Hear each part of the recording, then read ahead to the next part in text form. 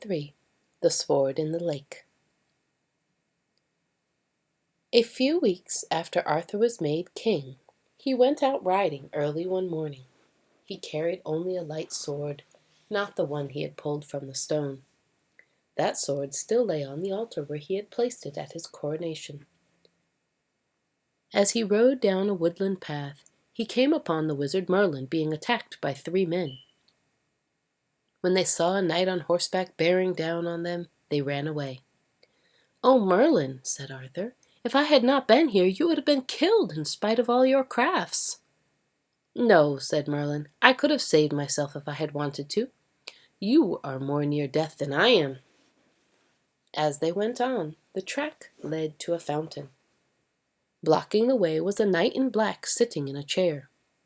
He refused to let them pass without fighting him, and said it was his custom.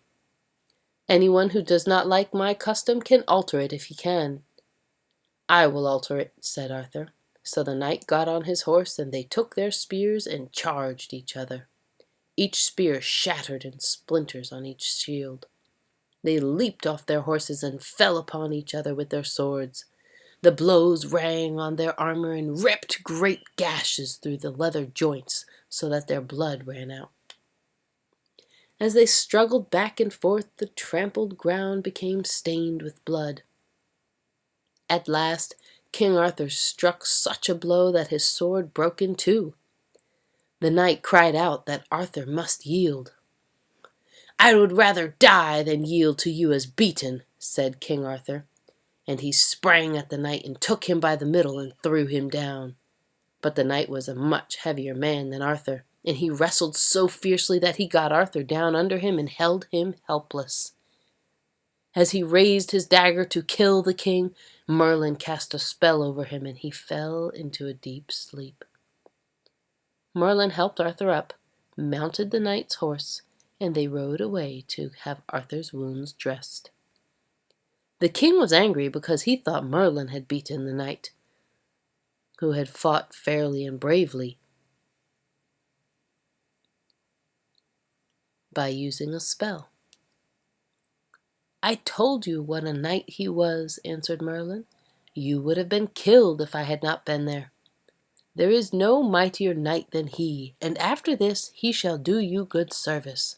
His name is Pellinore, and he shall have 2 sons whose names will be Percival of Wales and Lamorak of Wales. He will tell you the name of the son of your own sister, who shall cause the destruction of all this kingdom." This was an evil prophecy, but Arthur was too young to be worried over a child who was not yet born. As they rode, the king said, "I have no sword." "Never mind," answered Merlin. "Near here is a sword that shall be yours."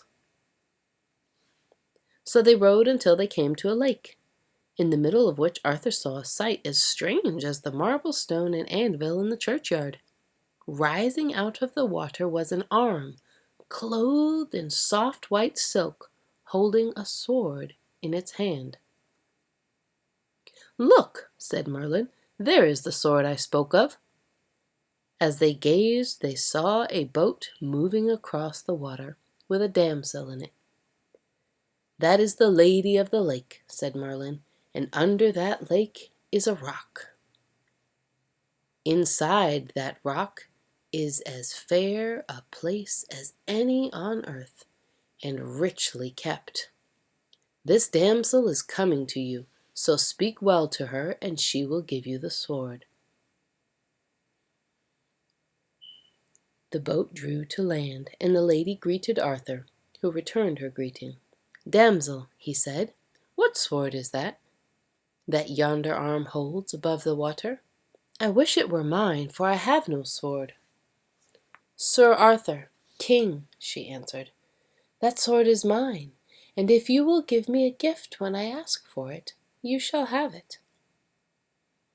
Arthur knew that Merlin would have warned him if the lady had been an enemy, so he replied, "By my faith, I will give you whatever gift you shall ask."